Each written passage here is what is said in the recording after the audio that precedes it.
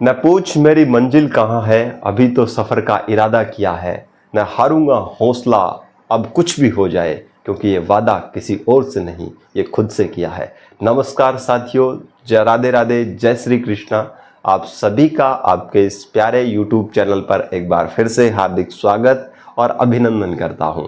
दोस्तों, हम बात कर रहे थे राजस्थान चित्रकला की, और राजस्थान चित्रकला के अंदर हमने स्टार्ट कर रखा था कौन सा प्रीवियस क्लास के अंदर हमने शुरू कर रखा था किसके बारे में, तो बीकानेर वाली शैली जो है, जिसके बारे में अपन मारवाड़ वाली बात करें, मारवाड़ स्कूल के अंदर बात करें, वो स्टार्ट कर रखा था। आज अपन एक और स्कूल की बात करेंगे जिसका नाम है ढूढ़ाड़ स्कूल। इस ढूढ़ाड़ स्कूल के अंदर जो भी शैलियाँ हैं उसका अपन डिटेल से बात करेंगे, और उम्मीद करता हूँ कि आपको सभी सेशन अच्छे से समझ में आ रहे होंगे, शानदार लग रहे होंगे। दोस्तों, एकदम ब्रीफली शॉर्ट वीडियो के माध्यम से मैं आपको बहुत बड़ा कंसेप्ट करवाने का प्रयास कर रहा हूँ, जिसे आपको अदर यूट्यूब चैनल्स पर भाग कर नहीं जाना पड़े और आपको एकदम निःशुल्क सारी सुविधाएं उपलब्ध करवाई जा सके।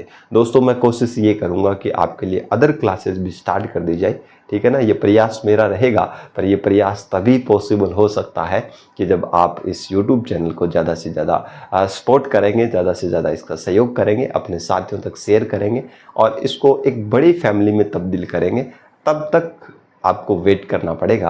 आपके लिए बहुत बड़ा सोचा है मैंने, बहुत आगे तक ले जाने का प्रयास करूंगा कि जब तक आपकी सफलता आपके कदमों में नहीं हो, तब तक इस YouTube चैनल के माध्यम से आपको निःशुल्क जो सेवाएं हैं वो प्रोवाइड करवाई जाएगी। इसी सीरीज को बढ़ाते हुए अपन चलते हैं अपन आज एक नए स्कूल की तरफ, जिसका नाम है ढूढ़ाड़ स्कूल। क्या नाम याद रखेंगे? ढूढ़ाड़ स्कूल। ढूढ़ाड़ स्कूल, इसको अपन डिटेल से बात कर लेते हैं। दोस्तों, फर्स्ट ऑफ ऑल हम बात करते हैं यहाँ पर आमेर शैली की बात कर लेता हूँ। किस शैली की बात करते हैं अपन? आमेर शैली की बात कर लेते हैं।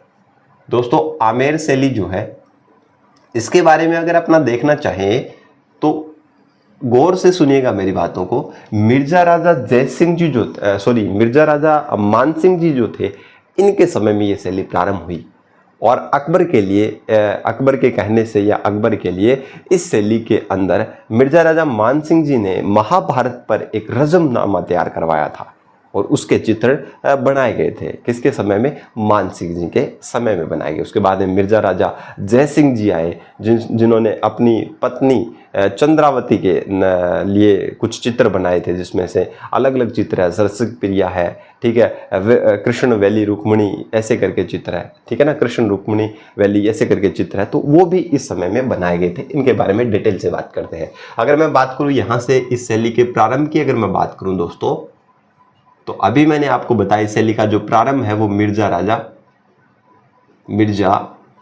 राजा मानसिंह जी के टाइम में ये शुरू हुआ, ठीक है ना। ये शैली कहां से शुरू हुई थी? तो ऑब्वियसली बता सकते हो कि मिर्जा राजा मानसिंह जी के टाइम में शुरू हुई। अब इसके अंदर अगर बात करें तो एक ग्रंथ को चित्रित कराया, रज़मनामा, ठीक है ना, रज़मनामा। ये महाभारत का फारसी अनुवाद है, ठीक है ना। अकबर के लिए एक रज़मनामा ग्रंथ क्या किया गया, यहाँ पर तैयार करवाया गया, जो कि इसका है फारसी भाषा का क्या है, एक चित्र है, ठीक है ना। समझ आ गई बात है? महाभारत पर आधारित है, फारसी भाषा के अंदर इसको चित्रित करवाया गया, जिसका नाम है रज़मनामा। अगर मैं बात करूं यहाँ से, जो प्राचीन जो चित्रित ग्रंथ है इस शैली के, ठीक है ना, जो प्राचीन चित्र जो है इस शैली के अंदर बात करूं, प्राचीन चित्र अगर बात करूं, तो उन प्राचीन चित्रों में से मुख्य जो चित्र है, प्रमुख जो चित्र है, उसकी अगर मैं बात करूं तो याद रखिएगा दोस्तों, उस चित्र का नाम है यशोधरा चरित्र, ठीक है ना। तो मिर्जा राजा जयसिंह जी के टाइम में जो जितने भी जो चित्र अगर मैं बात करूं, तो उन चित्रों में से सबसे जो प्राचीन चित्र है, उनमें से जो पहला, इसमें जो मुख्य जो चित्र है उसका नाम है यशोधरा चरित्र। ये भी आप ध्यान रखिएगा। अगर मैं यहाँ से और बात करना चाहूँ तो आप ये रखिएगा, जयपुर शैली में सर्वप्रथम अगर प्रारंभ अगर कोई हुआ था तो वही आमेर शैली से ही प्रारंभ हुआ। जयपुर शैली का प्रारंभ जो है, जयपुर शैली का प्रारंभ जो है, शैली का प्रारंभ जो है, यानी कि शुरुआत जो है, वो कहां से माना जाता है? तो याद रखिएगा दोस्तों, आमेर शैली से माना जाता है। किससे माना जाता है? आमेर शैली से माना जाता है, ठीक है ना। फैक्ट्स याद रखें कुछ ठीक है ना, ये चीजें आप थोड़ी ध्यान से रखिएगा। ठीक, जयपुर शैली का जो प्रारंभ है वो आमेर शैली से माना जाता है। अगर मैं बात करूं यहां से और अगर मैं बात करना चाहूं तो दोस्तों एक चीज आप ध्यान रखिएगा, एक नाम आता है मिर्जा राजा जयसिंह जी। क्या नाम याद आता है? मिर्जा राजा जयसिंह जी। जयसिंह जी, इनके समय में क्या हुआ, इनकी पत्नी का नाम था चंद्रावती। क्या नाम था? चंद्रावती। अपनी पत्नी के लिए इन्होंने कुछ ग्रंथ बनवाए थे, जिनमें से जो प्रमुख जो ग्रंथ है उनकी अगर मैं बात करूं, अपनी पत्नी के लिए, इनकी पत्नी के लिए जो प्रमुख ग्रंथ बनवाए थे, ठीक है ना, इस शैली के अंदर, उनका नाम है, एक तो याद रखिए रसिक प्रिया। रसिक प्रिया, ठीक है, या कृष्ण रुक्मणी वैली, या फिर कुछ भी लिख सकते हो, कृष्ण रुक्मणी वैली। रुक्मणी वैली, कृष्ण रुक्मणी वैली। ये जो ग्रंथ है वो मिर्जा राजा जयसिंह जी के टाइम में उनकी पत्नी चंद्रावती के लिए ग्रंथों का निर्माण करवाया गया था। यहाँ पर इनके चित्र आपको देखने को मिलेंगे। बस इतना याद रखिए, एक बार वापस से रिकॉल कीजिएगा। आमेर शैली का प्रारंभ मिर्जा राजा मानसिंह जी के टाइम में हुआ। इनके समय में अकबर के कहने से या इनके परामर्श से रजमनामा जो है, महाभारत पर आधारित जो फारसी जो अनुवाद है, इस पर चित्र बनाए गए। प्राचीन जो चित्र है इस शैली के अंदर, उनमें से जो मुख्य जो चित्र की अगर बात करूं, उन प्राचीन चित्रों में से वो यशोधरा पुराण है। इन्हीं के समय में जयपुर शैली का अगर प्रारंभ माने, पूरे ओवरऑल जयपुर शैली की बात करूं तो वहां पर आमेर शैली का प्रारंभ जयपुर शैली में सबसे पहले देखने को मिलेगा। मिर्जा राजा जयसिंह जी, इनकी पत्नी चंद्रावती के लिए इन्होंने रसिक प्रिया और कृष्ण रुक्मणी वैली जैसे ग्रंथों को बनवाया था। ये आपको ध्यान में रखना है, ठीक है ना, याद रह जाएगा ये वाली चीजें। अब याद रखना है दोस्तों, ध्यान से सुनिएगा, मेरी बातों पर गौर कीजिएगा। स्वाई जयसिंह जी को याद रखना है। स्वाई जयसिंह जी, दोस्तों ध्यान से सुनिएगा। स्वाई जयसिंह जी ने क्या किया था, 36 कारखानों का निर्माण, जिसके अंदर चित्र बनाए जाते हो, छोटे लघु चित्रों का निर्माण किया जाता हो, ऐसे करके कुछ 36 कारखानों का निर्माण करवाया गया। क्या बनाए गए? 36 कारखाने बनवाए गए, जिनके अंदर से चित्रों का कार्य किया जाता था। ऐसे करके कितने कारखाने बनाए गए? 36 चित्रकला कारखाने बनाए गए, जिसके अंदर से जो मुख्य है उसको अपन को याद रखना है, वेरी वेरी इंपॉर्टेंट यही है, सूरत खाना। क्या नाम है उसका? सूरत खाना। इसमें से मुख्य क्या है? एक कारखाना है। इनके समय में जो ग्रंथ जो चित्रित करवाए गए थे इनके समय में, उनका नाम भी आप याद रखिए। इनका क्या नाम याद रखिए? एक का नाम याद रखिए रसिक प्रिया। रसिक प्रिया नाम याद रखे। रसिक प्रिया है तो फिर एक कवि प्रिया याद रख लीजिए, कवि प्रिया, ठीक है ना। गीत गोविंद, और एक याद रखिए 12 मासा है, 12 मासा, 12 मासा। तो इनके जो चित्र है, इन ग्रंथों पर आधारित जो चित्र है वो किसके समय में बनाए गए? तो दोस्तों याद रखिएगा, स्वाई जयसिंह जी के टाइम में रसिक प्रिया, कवि प्रिया, गीत गोविंद, 12 मासा, इन पर क्या करवाया गया? चित्रण करवाया गया था, ठीक है ना। और अगर अपन बात करें तो इन्हीं के समय में कुछ भित्ति चित्रण भी करवाए गए, यानी कि दीवारों पर भी कुछ चित्रण करवाए गए। और कौन कौन सी दीवारों पर, कहां कहां पर चित्रण करवाया गया? तो याद रखिएगा, भित्ति चित्रण भी इन्हीं के समय आपको देखने को मिलेगा, जिनके मुख्य नाम आपको याद रखने हैं। पहला नाम अगर मैं बात करूं तो मानसिंह जी की छतरी, वहां पर आपको भित्ति चित्रण देखने को मिलेगा आमेर शैली का। मानसिंह छतरी पर आपको भित्ति चित्रण देखने को मिलेगा। एक याद रखिए, एक की छतरी, क्या याद रखेंगे? एक याद रखें आप, आमेर की छतरी, आमेर की छतरी। एक याद रखें मोजमाबाद की छतरी, मोजमाबाद की छतरी। और एक याद रखें बेराट का मुगल गार्डन। मुख्य याद रखें, बेराट का Mughal garden, Mughal garden, Mughal garden. तो दोस्तों ये कुछ मुख्य जगह है जहां पर भित्ति चित्रण देखने को आपको मिलेगा। ये स्वाई जयसिंह जी के टाइम में आपको ये चीजें सारी की सारी देखने को मिल जाएंगी। अब आमेर शैली के अंदर इसके अलावा आपको कुछ भी पढ़ने की जरूरत नहीं है। एक बार वापस से रिकॉल करवा रहा हूं, ध्यान से सुनिएगा आप। आमेर शैली का प्रारंभ कब हुआ? मिर्जा राजा मानसिंह जी के समय में हुआ। इनके समय में महाभारत पर एक फारसी भाषा में अनुवादित ग्रंथ चित्रित हुआ जिसका नाम है रजमनामा, ठीक है ना। इनके समय में जो प्राचीन चित्रित ग्रंथ किए गए थे उनमें से जो प्रमुख चित्र ग्रंथ जो है उनका नाम यशोधरा चरित्र है, ये भी ध्यान रखिएगा। जयपुर शैली का जो प्रारंभ हुआ था वो कौन सी शैली से हुआ, तो आमेर शैली से प्रारंभ हुआ था, ये आप क्लियर याद रखेंगे। मिर्जा राजा जयसिंह जी जो है उनके समय में उनकी रानी जो चंद्रावती जो है उनके लिए कुछ ग्रंथ चित्रित करवाए गए, जिनमें से अगर बात करें रसिक प्रिया है, एक नाम है कृष्ण रुक्मिणी वैली जो है, इन ग्रंथों का निर्माण करवाया गया था, इन ग्रंथों को बनवाया गया था। स्वाई जयसिंह जी के टाइम में अगर बात करूं तो 36 कारखाने स्थापित किए गए थे चित्रों के लिए, और उन्हीं कारखानों में से एक मुख्य कारखाना है सूरत खाना, ठीक है। रसिक प्रिया हो गया, कवि प्रिया हो गया, गीत गोविंद, 12 मासा पर आधारित कुछ चित्र यहाँ पर बनवाए गए हैं। अगर भित्ति चित्र की अगर बात करूं, दीवारों पर बनाए गए जो चित्र हैं उन पर अगर बात करूं तो पहला मानसिंह जी की छतरी पर देखने को मिलेगा, आमेर की छतरियों पर देखने को मिलेगा, मौजुम्माबाद की छतरियों पर देखने को मिलेगा, ठीक है। और आपको विराट के मुगल गार्डन पर आपको इस प्रकार के शैली के चित्रों को देखने को मिलेगा। ये बात आप ध्यान रखिएगा, यहां से आप इसका स्क्रीनशॉट लीजिएगा। चलिए दोस्तों, यहां से जयपुर शैली की मैं बात कर लेता हूं। कौन सी शैली की? जयपुर शैली की। जयपुर शैली जो है जिसको अपन बात करें तो यहां पर इस शैली के अंदर प्रभाव किसका पड़ा, तो ध्यान से आप गौर कीजिएगा। इस शैली के अंदर जो मुख्य प्रभाव देखने को मिलेगा, थान शैली। कौन सी शैली? एक तो मुगल शैली का प्रभाव देखने को मिलेगा, क्योंकि आमेर या जयपुर के जो शासक जो है वो अधिकतर मुगलों के अधीन ही रहे हैं। या तो उन्होंने शादी विवाह उनके साथ कर लिया हो, वैसे हो गया, यार इन्होंने संधि कर ली हो। लगभग आप देख सकते हैं कि प्रारंभ से लेकर भगवंत दास से लेकर के अगर देखा जाए आगे तक के जो शासक है, जितने भी शासक है, उन सभी ने मुगलों की अधीनता लगभग स्वीकार कर ली थी, और कुछ एक ने तो अपनी पुत्रियों की शादी भी उनके साथ कर दी थी। तो इस प्रकार से उनके साथ, मुगलों के साथ इनके वैवाहिक संबंध मान ले या फिर और संबंध मान ले, तो उनके साथ मधुर संबंध थे, अच्छे संबंध थे, जिसकी वजह से आमेर वाले स्थान पर, आमेर की जगह जो है जयपुर वाले स्थान पर, वहां पर आक्रमण कम देखने को मिलते हैं, क्योंकि मुगलों ने आक्रमण ही नहीं किए। तो इसका मतलब ऑब्वियसली चित्रकला पर विशेष ध्यान दिया जाएगा यहाँ पर, ठीक है ना। आप देखोगे कि जो भी महल है, दुर्ग है, उनके अंदर अच्छी अच्छी चित्रकारियां की गई है, इस तरीके से बनाए गए, रहने वाले निवास के तौर पर बनाए गए हैं। ऐसे नहीं है, कई बार अपन देखते हैं किले वगैरह देखते हैं तो बहुत ऊंची ऊंची पहाड़ियों पर बनाए जाते हैं, परकोट जैसे बनाए जाते हैं, मतलब सुरक्षा की दृष्टि से ऐसे करके बनाए जाते हैं। पर यहाँ पर एकदम अच्छे तरीके से रहने वाले, ऐसे लगता ही नहीं है कि यहाँ पर कोई आक्रमण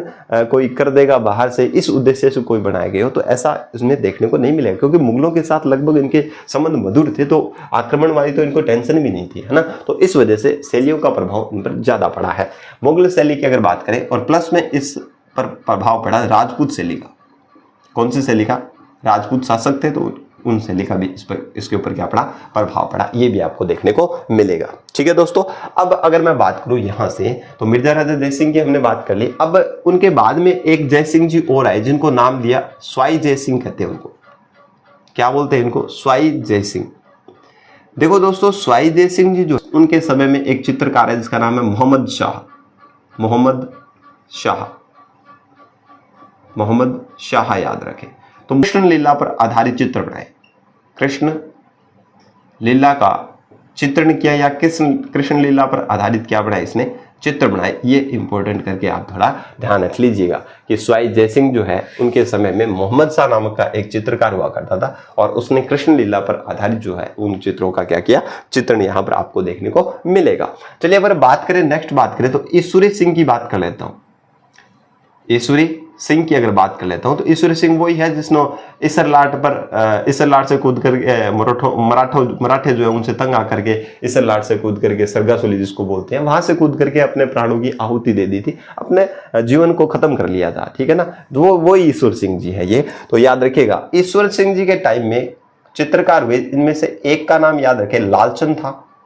एक का नाम याद क्या रखे, यहां से मैं लिख देता हूं। एक का नाम था लालचंद था, और एक का नाम था साहिब राम। क्या नाम था दोस्तों? साहिब राम था। यहां से आप देखिएगा, लालचंद जो था, इसने क्या किया, इसने पशुओं की लड़ाई से संबंधित चित्र बनाए थे, कि पशु लड़ते हुए दिखाए थे। ऐसे चित्रों का चित्रण किसने किया, तो याद रखिएगा लालचंद ने किया। तो याद रखिएगा, पशुओं की लड़ाई से संबंधित, फाइट ऑफ एनिमल्स, जानवरों की लड़ाई से संबंधित क्या किया था, चित्र बनाए थे। हाथियों की लड़ाई के लगभग अधिकतर चित्र आपको देखने को मिलेंगे। हाथियों की लड़ाई से संबंधित चित्र आपको यहाँ पर क्या करने मिलेंगे, देखने को मिलेंगे। मुख्य रूप से आपको बताया पशुओं की लड़ाई से संबंधित है, जिसमें से हाथियों की लड़ाई के आपको चित्र ज्यादा देखने को मिलेंगे। साहिब राम जी की अगर मैं बात करूं, तो इन्होंने आदमकद पोर्ट्रेट चित्र बनाए, आदमकद चित्रों का चित्रण किया या आदमकद पोर्ट्रेट चित्र बनाए। इसका मतलब है कि इनके समय में साहिब राम जी ने क्या किया था, व्यक्तिगत चित्र बनाए थे, महाराजाओं के व्यक्तिगत चित्र बनाए थे, फुल फोटो बनाई थी, ठीक है ना। ऐसे करके आप याद रखिएगा। तो आदमकद चित्र बनाने में सबसे पहला जो इन्होंने चित्र बनाया वो ईश्वरी सिंह जी का ही बनाया, ईश्वरी सिंह जी का आदमकद चित्र बनाया था। किसने बनाया था, तो याद रखिएगा किसने बनाया, साहिब राम ने बनाया था। आदमकद चित्र का मतलब आप समझ जाओगे सारे के सारे कि बड़े बड़े पोर्ट्रेट यानी कि व्यक्तिगत जो चित्र है, व्यक्तिगत चित्र जो है वो इसी सिले में आपको देखने को मिलेगा। तो अगर आप लिखना चाहो तो यहां लिख सकते हैं, मैंने आपको बता दिया व्यक्तिगत चित्र, राजा महाराजाओं के जो व्यक्तिगत चित्र जो थे फुल साइज के, ठीक है ना, तो वो किसने बनाए थे, तो साहिब राम ने बनाए थे। और उन्होंने किसका, ईश्वरी सिंह जी का एक आदमकद पोर्ट्रेट चित्र बनाया था। लालचंद जी जो थे वह उन्होंने पशुओं की लड़ाई से संबंधित क्या बनाए थे, चित्र बनाए थे, जिसमें से हाथियों की लड़ाई को प्रमुख रूप से यहाँ पर दर्शाया जाता है। क्लियर होगी बात, सभी को याद रख लोगे। अब यहां पर बात करें, एक है माधो सिंह जी फस्त, माधो सिंह जी फस्त,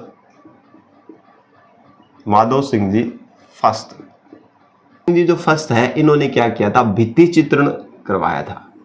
किस पर बल दिया इन्होंने, भित्ति चित्रण जो है वो करवाया, भित्ति चित्रण करवाया। दोस्तों भित्ति चित्रण क्या है, तो ध्यान से सुनिएगा, दीवारों पर बनाए गए चित्र वो भित्ति चित्रण है, आप सभी जानते हैं। भित्ति चित्रण में किस किस पर करवाया, तो गलता मंदिरों पर, गलता जी को जो मंदिर है वहां पर, गलता मंदिरों पर इन्होंने करवाया, चित्रण करवाया, ठीक है ना। एक याद रखिए, सिंसोदिया रानी का महल, सिंसोदिया रानी का महल, इनकी माता जी सिंसोदिया रानी थी, सिंसोदिया रानी का महल जो है उस पर भित्ति चित्रण करवाया। एक चीज आप याद रखिए, पुंडरिक हवेली पर भी चित्रण करवाया, पुंडरिक हवेली जो है इसके ऊपर भी भित्ति चित्रण करवाया। और एक याद रखिए, चंद्र महल जो है उसके ऊपर भी इन्होंने भित्ति चित्रण करवाया जयपुर शैली के अंदर। ये मुख्य है जिसको आपको याद रखना है। गलता मंदिरों पर इन्होंने भित्ति चित्रण करवाया, सिंसोदिया रानी के महल पर करवाया, पुंडरिक हवेली पर करवाया और चंद्र महल पर यहाँ पर आपको भित्ति चित्रण देखने को मिल सकते हैं। चित्रों के अंदर क्या है, लगभग अगर बात करें तो चित्रों के अंदर क्या है, मोती चित्र जो है, इन चित्रों में क्या क्या सजाए गए, तो मोती, लाख, लकड़ी के मणियों को चिपकाकर चित्र बनाए गए, लकड़ी की मणियों से चित्र बनाए गए। कुट्टिकम, मणि कुट्टिकम प्रवृत्ति कहते हैं इसको, समझ आ गई क्या है, इस पद्धति को क्या कहते हैं, मणिकुट्टम प्रवृत्ति कहते हैं। दोस्तों ध्यान से सुनिएगा, माधो सिंह जी के टाइम में जो चित्र बनाए गए उनमें रंगों की जगह मोती, लाख, लकड़ी की मणियों से क्या किया गया, उस पर चिपका करके, ठीक है, मणियों को चिपका कर उन चित्रों के ऊपर चिपका करके चित्रण किया गया, चिपका कर चित्रण किया गया। और इस पद्धति को बोलते हैं मणिकुट्टिकम पद्धति। इसको रिकॉल करते हैं, आइए मेरे साथ में। जयपुर शैली, मुगल शैली का प्रभाव और राजपूत शैली का इस पर प्रभाव देखने को मिलेगा। स्वाई जय सिंह जी के टाइम में मोहम्मद शाह नाम का एक चित्रकार था जिसने कृष्ण लीला पर आधारित चित्र बनाए। इसी बात करें, ईश्वर सिंह जी की बात करें, दो चित्रकार मुख्य याद रखें, लालचंद जी था, साहिब राम जी था।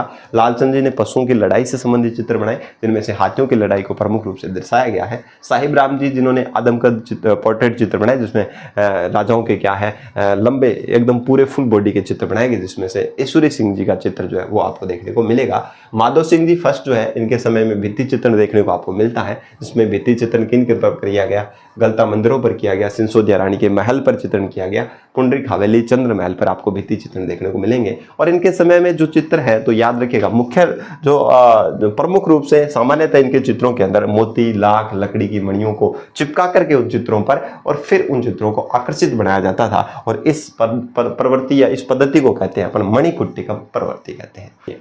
अब अपन दोस्तों एक बात कर लेते हैं, क्या बात कर लेते हैं, तो देखिए आप यहां से बात करें,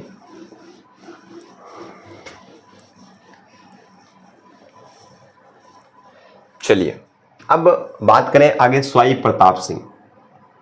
अगर मैं बात करूं स्वर्णकाल की बात कर लेता हूं। स्वर्णकाल इस शैली में जो स्वर्ण काल रहा वो किसका रहा? तो याद रखिएगा स्वाई प्रताप सिंह जी का, स्वाई प्रताप सिंह जी का क्या रहा था? इस शैली का सबसे स्वर्ण काल माना जाता है। अगर इस पर चित्रण किया गया तो याद रखिएगा राधा कृष्ण का चित्रण किया गया,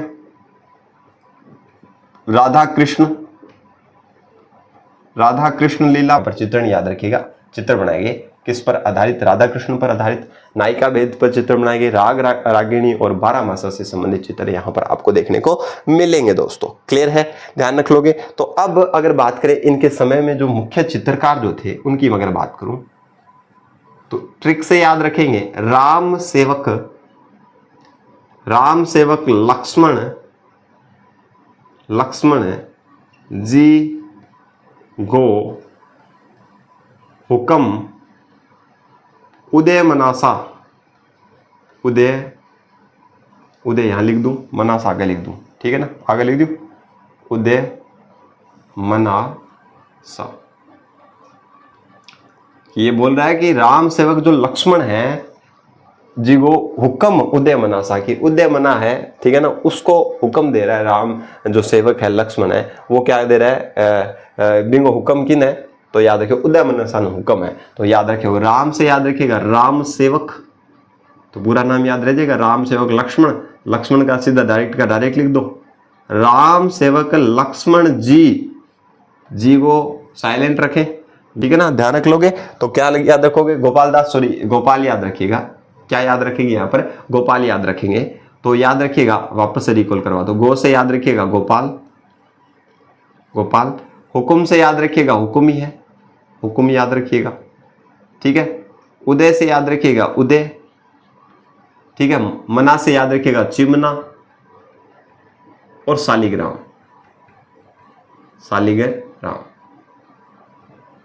तो ये आपको मुख्य क्या याद रखने हैं? जो चित्रकार है उनके नाम याद रखने हैं। राम लक्ष्मण जी, राम सेवक जो लक्ष्मण है जी गो हुक्म उदय मना सा न, यानी कि उदय मनासान किया है, राम जी को सेवक लक्ष्मण को किया है, हुक्म है। तो आज चीज बताइए, राम को राम सेवक हो गया, लक्ष्मण को लक्ष्मण हो गया, जी को साइलेंट रखें, गो से गोपाल हो गया, हुक्म से हुक्म हो गया, उदय से उदय हो गया, चिमना हो गया, शालिग्राम हो गया। मुख्य जो पूछेगा आपको याद रखिएगा उदय, चिमना, हुक्म किस शैली के चित्रकार है? तो जयपुर शैली के चित्रकार है। एक चीज आप शालिग्राम को याद रखें, इसके अलावा आपको याद रहे ना रहे कोई दिक्कत वाली बात नहीं है। यहां से क्वेश्चन पूछा गया है उदय, चिमना, हुक्म जो है या शालिग्राम जो है वो कौन सी शैली से संबंध रखते हैं? तो दोस्तों वो जयपुर शैली से संबंध रखते हैं, ये बात आप ध्यान रखिएगा। क्लियर है ना बात सभी को? चलिए याद रखिएगा। नेक्स्ट अगर राजा की बात करूं तो राम सिंह जी सेकंड की बात करता हूं। राम सिंह जी सेकंड ने क्या किया? ध्यान से सुनिएगा। लगभग 1857 में 1857 के अंदर राजा स्कूल ऑफ आर्ट्स बनाया था। 1857 में क्या बनाया? महाराजा स्कूल ऑफ आर्ट्स की स्थापना करी थी। वही चित्रों के लिए आर्ट्स लिखना था, arts, Maharaja school of arts. किसका? कला का, यानी कि चित्रकला का एक स्कूल बनाया महाराजा स्कूल ऑफ आर्ट्स जो है, इसकी स्थापना करी 1857 में। कालांतर में इसी का ही नाम पड़ गया राजस्थान स्कूल ऑफ आर्ट्स नाम पड़ा। महाराजा का नाम हटा करके इसका नाम पड़ गया राजस्थान स्कूल ऑफ आर्ट्स। आपको वर्तमान में इसका नाम देखने को मिलेगा दोस्तों, ठीक है ना। ये वेरी वेरी इंपॉर्टेंट है, आपको पूछा जा सकता है कि महाराजा स्कूल ऑफ आर्ट्स जो है इसकी स्थापना किसने करी थी? तो याद रखिएगा राम सिंह जी सेकंड ने करी थी, ठीक है ना। ये बात आप क्लियर थोड़ा सा क्या रखेंगे, ध्यान रखेंगे। Maharaja school of arts, Rajasthan school of arts जिसको वर्तमान में कहते हैं, याद रखिएगा। अगर मैं इस शैली की विशेषताओं की अगर मैं बात करूं दोस्तों, विशेषताओं की अगर बात करूं तो मुख्य विशेषताएं अपने को याद रखनी है। विशेषताओं लिख दिया क्या मैंने? चलिए विशेषताओं की बात करूं तो सबसे पहले याद रखिएगा इस शैली में आदमकद पोर्ट्रेट चित्र बनाए गए हैं, बड़े बड़े आदमकद पोर्ट्रेट चित्र, ठीक है ना, पोर्ट्रेट चित्र बनाए गए हैं। ठीक है ना। बड़े बड़े आदमकद पोर्ट्रेट चित्र का मतलब है कि राजाओं के जो है वो क्या है, शासकों के जो है वो क्या है, पूरे फुल साइज के क्या है, उनके व्यक्तिगत चित्र आपको देखने को मिलेंगे। इस पर जो चित्रण जो किया गया है वो जो है उसको बोलते हैं आला गिला। आला गिला पद्धति में आला गिला, आला गिला जिसको अपन फ्रेस्को पद्धति बोलते हैं, फ्रेस्को, ठीक है ना। इसी को ही अरायस पद्धति कहते हैं, अरायस पद्धति, और इसी को बोलते हैं मीराकासी पद्धति, मीराकासी पद्धति। यानी कि चित्रों का जो निर्माण है वो क्या किया है, आला गिला, फ्रेस्को, अरायस और मीराकासी पद्धति में किया गया। आला गिला का मतलब है यानी कि गिल्ली गिल्ली दीवार पर ही क्या किया गया है, चित्रण किया गया है, तो उसको बोलते हैं अपन अराइस, फ्रेस्को। इसी का ये अन्य नाम है, इन सभी के ये एक ही नाम है, तो कोई भी नाम आए तो आप घबराना नहीं। आला गिला, फ्रेस्को, अराइस, मीराकासी पद्धति में दीवारों पर जो गिल्ली आली उल्ली दीवारों पर जो चित्रण किया गया वो इस पद्धति के अंदर किया गया। इस पद्धति को बोलते हैं, आली दीवारों पर चित्रण करने को आला गिला, फ्रेस्को और अराइस और मीराकासी पद्धति, इसी को कहा जाता है, ठीक है ना। तो ये ध्यान रख लेना, ठीक है। अब राजस्थान के अंदर जितनी भी आपको शैलियां देखने को मिलेगी, उस शैलियों के अंदर जो चित्र जो है उन पे मुगल शैली का प्रभाव थोड़ा बहुत आपको देखने को मिलेगा, पर यहाँ पर मुगल शैली का प्रभाव सबसे ज्यादा देखने को मिलेगा, क्योंकि इनके संबंध जो है वो मुगलों के साथ बहुत अच्छे थे, तो ऑब्वियसली इन शैलियों पर प्रभाव भी बहुत ज्यादा पड़ेगा। तो याद रखिएगा, राजस्थान में सर्वाधिक मुगल प्रभाव पड़ा इस शैली के ऊपर। क्या है, सबसे ज्यादा मुगल प्रभाव अगर पूछे आपसे कि राजस्थान के अंदर किस चित्रकला पर या किस शैली के ऊपर सबसे ज्यादा मुगल प्रभाव देखने को मिलेगा, तो आपका आंसर हो जाना चाहिए जयपुर शैली पर आपको देखने को मिलेगा। इसमें जो चित्र है उस चित्रों के अंदर प्राकृतिक रंगों का प्रयोग किया गया है, प्राकृतिक रंगों का प्रयोग किया गया है। किसका प्रयोग किया गया है, प्राकृतिक रंगों का क्या किया गया, यहां पर यूज किया गया है। जस्ते का भी, यानी कि चित्रों में जिंक का प्रयोग किया गया है, चित्रों में जस्ते का प्रयोग देखने को मिलेगा आपको, जस्ते का प्रयोग आपको देखने को चित्रों में मिलेगा दोस्तों, ये आप ध्यान रखिए, ठीक है ना। चित्र क्या है, चित्रों में जस्ते का प्रयोग देखने को मिलेगा, प्राकृतिक रंगों का प्रयोग देखने को मिलेगा, सर्वाधिक मुगल प्रभाव इस शैली के ऊपर पड़ा, आला गिला, फ्रेस्को, अराइस, मीराकासी पद्धति से इसमें चित्रण हुआ था, यानी कि आली गिली दीवारों पर चित्रण किया गया, और उसी पद्धति को बोलते हैं आला गिला, फ्रेस्को, अराइस या मीराकासी पद्धति कहते हैं। आदमकद पोर्ट्रेट जो चित्र है वो आपको इसके अंदर बड़े बड़े आदमकद यानी कि लार्ज पैमाने पर, लार्ज स्केल पर आपको बड़े बड़े पैमाने पर आदमकद पोर्ट्रेट चित्र आपको देखने को मिलेंगे, जिसमें से मैंने आपको बताया था ईश्वरी सिंह का जो साहिब राम जी ने बनाया था, वो ध्यान रखेंगे, ठीक है ना। व्यक्तिगत चित्र बने हैं, व्यक्तिगत जो चित्र बने हैं उन व्यक्तिगत चित्रों को बोलते हैं सभी है। क्या याद रखेंगे, सभी है याद रखेंगे, या सभी है याद रखेंगे, या सभी है याद रखेंगे। और अगर मैं दूसरी बात करूं, कृष्ण भक्ति से संबंधित अगर चित्र बने हैं, कृष्ण भक्ति से संबंधित, अभी आपने देखा था मोहम्मद शाह ने कृष्ण लीला से संबंधित चित्र बनाया था, तो अगर कृष्ण भक्ति से संबंधित अगर आपको चित्र देखने को मिलेंगे तो उसको बोलते हैं पट्ट चित्र। क्या कहते हैं उसको, कृष्ण भक्ति के जो चित्र है उसको अपन बोलते हैं पट्ट चित्र। ये भी नाम याद रखिए कि अगर व्यक्तिगत चित्र आपको देखने को मिलेंगे तो उन चित्रों को सभी है कहते हैं या सभी है कहते हैं, और भक्ति चित्रण अगर आपको देखने को मिलता है, कृष्ण भक्ति से संबंधित चित्र, उनको अपन पट्ट चित्र कहते हैं। याद रखिएगा, इसमें याद रखिए मध्यम काठी की महिलाओं का चित्रण है। मध्यम काठी का मतलब है ना तो ज्यादा लंबी महिला, ना ज्यादा बोनी महिला, छोटी महिला, बीच की एवरेज जो हाइट जो है, मध्यम काठी की महिलाओं का चित्रण किया गया है। महिला चित्रण आपको इस शैली के अंदर देखने को मिल जाएगा। बस इसके अलावा आप कुछ याद नहीं रखें तो काफी है, चल जाएगा काम। अब आपको प्रमुख रंग वगैरह वो देखने हैं तो वो तो एकदम इजी वाले कंसेप्ट है, कोई ज्यादा दिक्कत वाली बात है नहीं। तो याद रखिए, प्रमुख पशु पक्षी की अगर बात करूं तो प्रमुख पशु मान ले, या पशु नहीं है तो कोई पक्षी होगा, या तभी मैं लिख रहा हूं, तो इसमें से घोड़ा और मोर का चित्रण आपको देखने को मिलेगा। किसका, वृक्ष की अगर मैं बात करूं तो याद रखिएगा किसका है, तो याद रखिएगा अगर बात करूं प्रमुख रंग, तो प्रमुख रंग आपको देखने को मिलेगा हरा।